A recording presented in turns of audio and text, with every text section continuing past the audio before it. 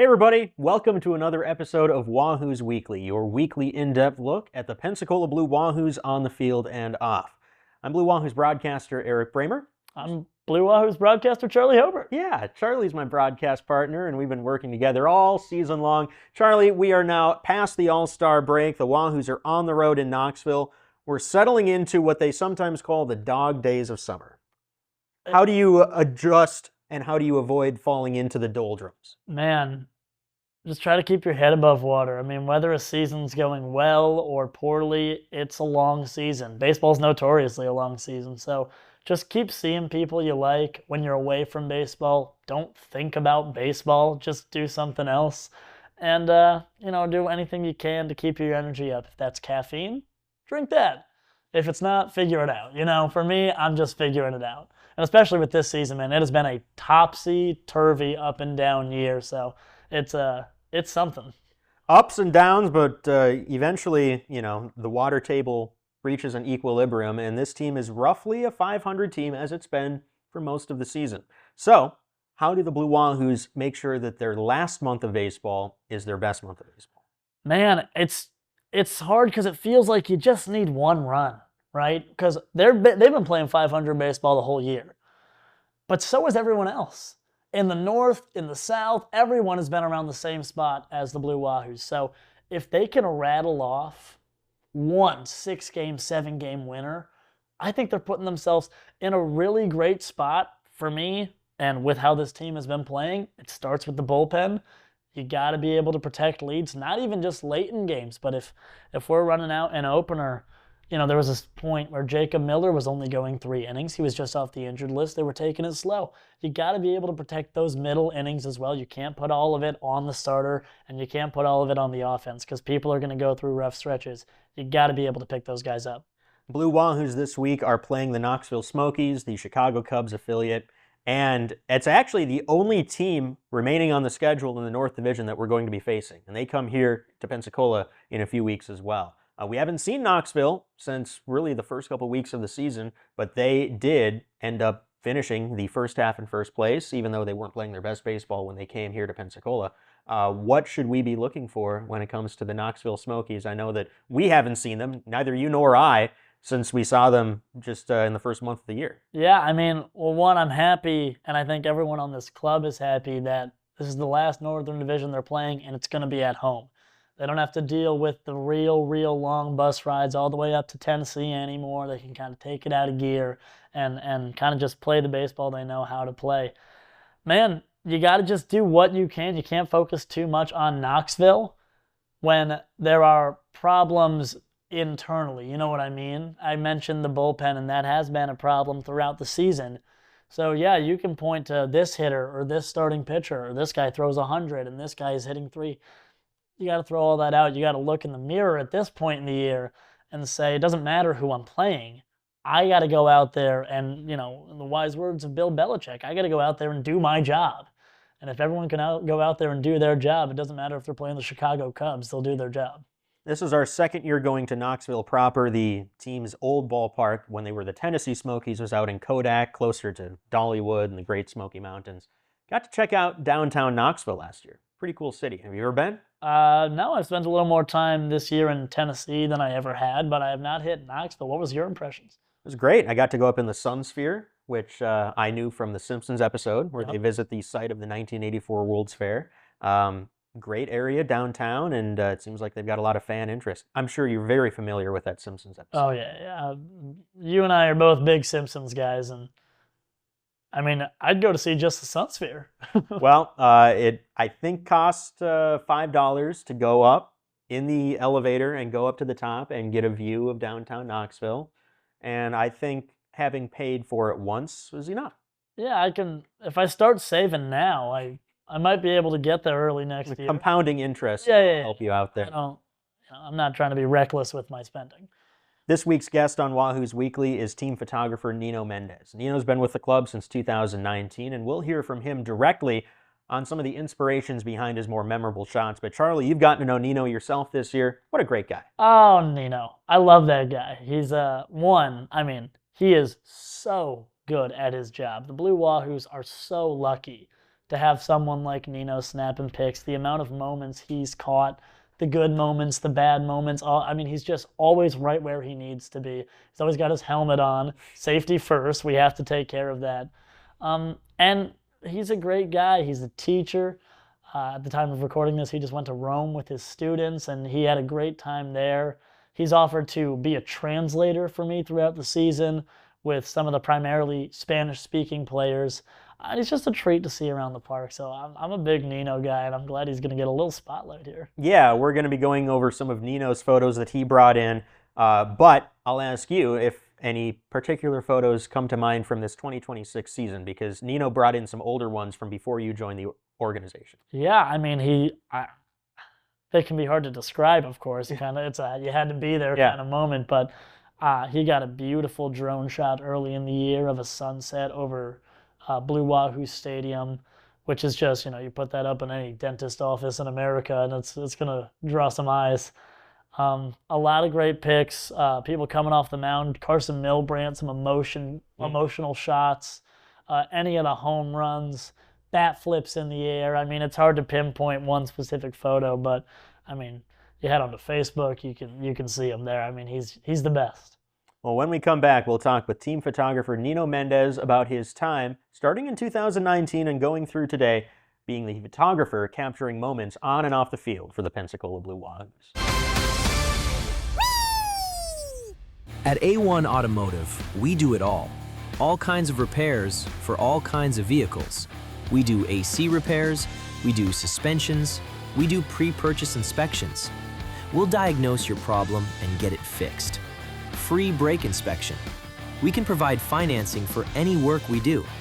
Veteran-owned, military, and first responders discounts. A1 Automotive, 403 Beverly Parkway, Pensacola. Gilmarine, your one-stop shop for all your boating needs. We offer a vast selection of parts, accessories, and electronics. Discover our range of used boats in every size, shape, and brand, all ready to get you on the water today. And we provide expert advice and top-notch customer service to ensure you have the best boating experience. We service all outboard, inboards, stern drives, jet drives, and personal watercraft. Our certified staff will get you back on the water. Visit Gilmarine at 3541 West Fairfield Drive, Pensacola.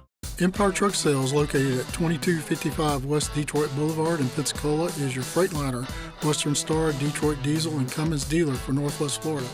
Open 7 days a week, Monday through Friday, 6 a.m. to 10 p.m., Saturdays and Sundays, 6 a.m. to 6 p.m., providing sales, service, and parts. Empire Truck Sales is also your Oasis dealer for Freightliner custom chassis RV and motorhome repairs. Running I-10 will get you in.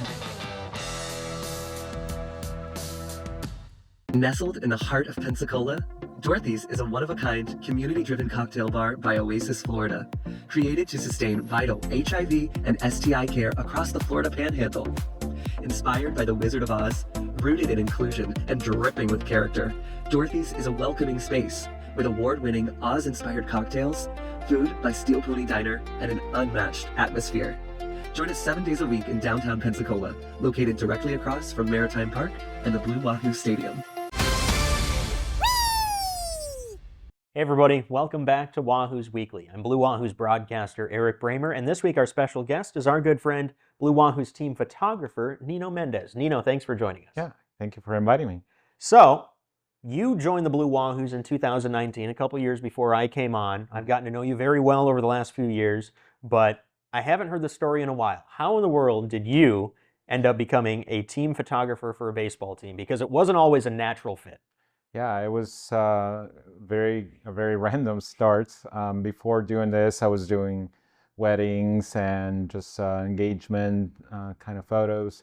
But sports has always been a part of my life. I've been playing sports since I was a little kid, and then I just started shooting sports just because I enjoyed it. And then there was a call where there was a need for a photographer. I didn't think I had enough to show my work, but I tagged the Wahoos and then emailed as well. And then I got an email back from Daniel Venn saying, hey, come talk to me. And so I did. I went and talked with him and Bill Villona. And it was, I think, right off the bat, we understood each other very well. I've been a baseball fan my whole life, as far as I can remember. And even though I had never really shot a baseball game, the first true baseball game that I shot was actually with the Blue Wahoos. Before I had shot other sports, but not actually baseball. I understood the game, I played it, but just never actually done a shot. So they gave me an opportunity to do it, and the rest is history. You grew up aware of baseball, a baseball fan, playing it a little bit. Not exactly a baseball hotbed where you came from. How did you arrive in Pensacola? Yeah, so the whole thing started with my friend in school. He was from Nicaragua. I was living in Guatemala at the time, and this is probably around first grade when we first met. And he invited me to go play with his friends. And so that was my introduction to baseball, because Guatemala is just not a baseball country. It's a soccer country and other sports, but not baseball. But the Nicaraguans, they love baseball, just like any other American that loves baseball. And they introduced me to it. They taught me the rules, and then just little by little, just began to acquire the sport. Later on, my family came to the U.S., and then I played in school in a park also, and but that was the end of me. As far as high school was the last time that I played baseball, and then I just stuck with soccer because that was the main sport that I wanted to really be a part of. But baseball was always in the back of my head. Well, the Blue Wahoos, Studer family of companies in general, kind of make a habit out of hiring people with outside of the box credentials. Not necessarily unqualified, but maybe not the most natural transition from what they're doing to what we believe they can do. How has your status as maybe a bit of a baseball outsider helped you innovate in the world of baseball photography? Really, what's happened is that is giving me the ability to just look at how every game is captured a little bit differently. As you're going to see with one of the photos, I get to interact with literally everyone at the stadium, whether it's the fans, the players, all the staff, and that puts me in a really good position because I get to know everybody, and then I get to be able to capture those moments that are during the game and outside of the game, and even those shots by myself that capture the sunrises or some of the sunsets. Even sometimes when there is no game being played, I'll go out there at the stadium and catch some of those. So that's giving the ability to really have a well-rounded ability to catch all the moments. Yeah, I asked you to bring in some photos that you especially liked and were proud of from your time photographing the Blue Wahoo. So let's get into one of them here, and you can tell the story behind this. This is Griffin Conine robbing a home run at Blue Wahoo Stadium back in the 2023 season. Why did you select this photo? What a moment. The kind of shots that I brought, a few of them, are some of those shots that they happen so fast, even though it's in the outfield. The game was a really an important climax to be reached because if he would not have caught this, then it almost would have been game over for us at that point. But not only did he catch it, but the story that goes after that is that he threw it to second base and got one of the players out, and that ended. That was the end of the inning at that point, and it was just a really amazing grab from Conine, and we've seen that. There was later on when he was with the Marlins, he caught a very similar shot, and I thought, okay, yeah, we've seen that one before because that was no surprise, and just seeing his just amazing athleticism. And just the fact that Griffin was such a big part of this Blue Wahoos team for so many years. We have that iconic shot of him during his time in Pensacola, and now he's contributing at the big league level in Miami. Let's take a look at another one that you brought in. This one is just last year. This is Johnny Olmstead making a leaping catch at third base. This one is, to me, 1 in a million. Really, the moment that the ball hits the bat, and the moment that he jumps, even in real time, it's even difficult to catch, even if you're watching the game without cameras and lenses and all the stuff that you have on you. but Johnny just made that amazing leap, caught it, and fell to the ground and nonchalantly just kind of, all right, I got it, and then just kept playing as if it wasn't that great of a play. But it was, to me, was probably this is probably one of the best, what you consider action shots. Very difficult to catch, and then just captures the moment completely. Well, and just the shot composition. He's wearing the black jersey, you've got the black backdrop, stark white pants, and he's leaping up just the lens distance. It looks like he's leaping above the wall almost. It's a superhuman play. And they call third base the hot corner because you have to have fast reflexes. You don't have remote shutters. You had to pivot and lock in to get that shot. That was one of my favorites from last year. Yeah, that's for sure one of my favorites. Let's take a look at another one here. This one, I don't recognize this person, but you surely have a story, as you do for every photo that you have. This is someone juggling 4 baseballs with a 5th in their hand. This one was one of those that really amazes me, because at first when I saw him, I was coming out of the dugout before the game starts, before we do all the things that happen before the game, and I saw him juggling just 2 balls in his hand. And I asked him, can you do 3 balls? And not everybody can juggle. And he said, sure. And so he started juggling, and I noticed that, wow, this guy's pretty good. And I said, can you do 4? And he said, well, it's been a while, but let me try. And then he did 4. And I thought to myself, okay, this is crazy. I met one quite talented guy, and I said, all right, can you do 5? Let me try it. It's been a while, but let me do 5. And of course, his daughter, I like the reaction of his daughter, because she knew what was happening and I didn't. I had no idea that this guy had the ability to do this, and just the composition, how the balls lined up. That's why, one of the reasons why I like the shot. But just again, going back to the interaction with the fans, I love interacting with the fans. And anyone that sees me at the ballpark would probably say that if you come to the games, if you repeatedly just talk to me, eventually I will capture a shot of you. I've captured many people, a lot of the staff, some that have passed away, that some of those memories are very valuable to me, because I do get to know a lot of the people there and make them my friends. So that's something that it's been very fun to be able to have that interaction with the fans. If you like the Blue Wahoos on Facebook, you see that we post our complete photo albums after every home game. So you can click through those and see all of them. But if you follow us on Instagram, a lot of the photos that we see you take are baseball photos. What would you say on a given game day is the percentage of baseball photos versus just people experiencing Blue Wahoo Stadium? It really varies, but I would say, I'm just going to give you kind of the raw numbers there. Probably I take anywhere between 5,000 to 7,000 photos per game. Now, when I say that, that's because I take a burst of photos, and it's 30 frames per second, and out of those 30, maybe 1 is actually any good, if at all. My goal is to end up with about 100 to 150 at the end of the night, and that would be a mix of players and the fans. So that's kind of about the range that I have. Even though it does sound like a lot of photos, almost everything ends up being tossed at the end of the night. And but sometimes it's interesting to see that I'll have a call from you, or I've had calls from Quint or different people. Hey, do you have a shot from this person or this event? And I'll say, give me a second, let me look, and then I'll look through them, and sure enough, something that I thought had no value back then, later on comes out to be very beneficial.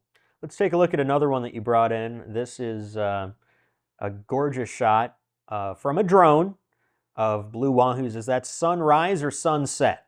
So this was a sunset. This was at the point where we were still allowed to do drone shots during the game, so that's no longer the case. It's unfortunate, but I understand the circumstances with that. But to me, just the beautiful colors with the green foreground of the field, and then just seeing the players there is one of those shots that is very memorable to me. That really unless the rules change, I'm not going to be able to ever do this again. I'll be able to do the sunrises where there's no one on the field. So those I'm still able to do. But a shot like this, probably not going to happen anymore. The fog rolling in from the distance, it almost makes downtown Pensacola look like an island. Mm-hmm. Yeah, that's a gorgeous shot. I think I might have used that one on the cover of my scorebook one of these years. Mm-hmm. Let's take a look at another one that you brought in. This is Thomas White, who last year was arguably the top left-handed pitching prospect in baseball, and he really dominated Double-A. You can see him showing that emotion as he walks off the mound. I didn't see a whole lot of that emotion from him around the clubhouse or even around the dugout, but Nino, you captured this. That might be the most emotion I ever saw him give in a Blue Wahoos uniform. Thomas is just one of those very quiet, just gets the job done, did amazing work, and came off the mound like nothing happened. It just kind of, all right, next thing to do. And this one was a little bit different because it was, if I remember correctly, loaded bases, and it was coming at the end because the previous inning that he had pitched, he did some quite good work then too, but this one outdid it. Just the pressure to get that next person out, and his emotions completely boiled over, and to capture a moment like that from Thomas. Even himself and his mother contacted me, and they wanted a shot of this, and that was a very special moment to see. If memory serves, he was trying to get through 5 with a high pitch count. So that was him striking a guy out with the bases loaded, qualifying for the win, which is something that, given his pitch limits, he wasn't often allowed to do. Now, on that photo, we also saw the Pensacola Poke-to-Poke, which is an alternate jersey the Blue Wahoos wear a couple times a year. And you, because of your unique cultural background, you helped us a lot in launching that brand in 2023. How cool is it to see that logo, the Pensacola Poke-to-Poke, paying tribute to Hispanic and indigenous culture out in the Pensacola community now? I think it's amazing to see something like that because really it's something that is not known.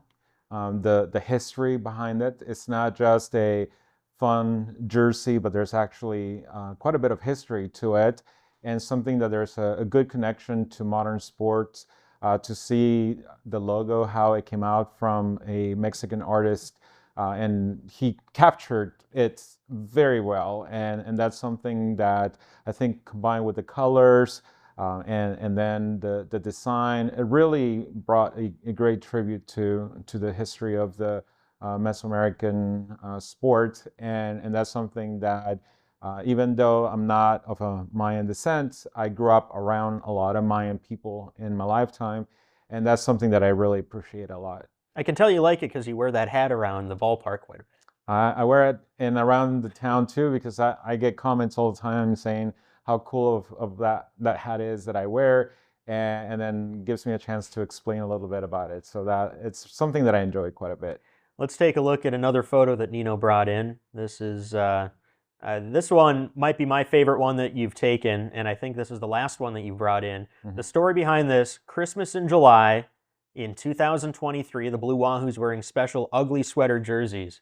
And Jeffrey Yan blew a lead in the top of the 9th. We gave up 4 runs to force a bottom of the 9th, and then Victor Mesa Jr. hits a walk-off grand slam. You don't get these moments. In fact, we haven't had a walk-off home run at Blue Wahoo Stadium since this season. But take me through the mise-en-scène of this moment, because that just captures so much raw emotion, so much joy at the end of a very memorable ball game. It was a wild game. Really, I did not think we were going to make it, but one by one, we filled up the bases, and we came to the end. And I was actually standing in the opposing team's dugout. Typically, I'm in our own dugout. So I had a very good vantage point to come from behind Victor and capture Nasim Nunez and so many guys there. Nasim, just his face just tells you the whole story. It was quite the moment. You got Patrick Monteverdi throwing the Gatorade. You've got Anna Ebel, who was my trainee that year, in the background, taking her own video of that moment. And now she's with the Chicago White Sox. Great to see her do well, and that's another rewarding thing about the job that you've done. You've helped to mentor so many people who have come through on the creative side for the Blue Wahoos. You've also helped the Miami Marlins players learn Spanish and English, depending on what their first language is. You worked for the Marlins for a couple years, and that has to add a little bit more meaning to the work you do here, knowing that you're helping them as people as well. Yeah, it's great to get to know the guys because they are people just like anyone else. We put them in that pedestal of athletes and they have this persona, but really they have similar needs as the rest of us. And some of them, especially the ones that I have the most, that my heart goes to the Hispanic ones that struggle with their English, and to help them out is a really wonderful thing to have. I asked you earlier how your unique perspective helps you get the most out of your photography, but that is one way that I know for a fact helps you on the baseball side, because those players, they can relate to you, they open up to you, and they give you that personality. Are there any particular players that you were especially fond of in your time with the Blue Wahoos? So many of them. I think with Luis Palacios, I've gotten to know him very well. But it's great to see some of the guys that end up making it to the majors, and then all of a sudden they get the chance to be interviewed, and they no longer need a translator, that they do it themselves. And when I see that, that just brings me a lot of joy, because I know that that didn't come just as a perchance, but it was actually something that took a lot of work to get to that point. Luis Palacios actually earned his high school equivalency during his time here in Pensacola, and we gave him a nice little surprise party a couple years ago. Before we go, we've got an exciting 2026 season. A lot of memories have already been made. What do you hope to capture photography-wise that you have not yet captured as your team photographer with the Blue Wahoos role has now reached 7 years? Wow, I really, my hope is that we just keep playing strong. I want to capture unique moments. I don't want to be just settled with one shot, but I do want to capture their emotions and capture those moments that really will be able to look back for a long time. Our thanks to team photographer Nino Mendez for joining us here on Wahoos Weekly, and thank you for joining us as well. We'll see you next week.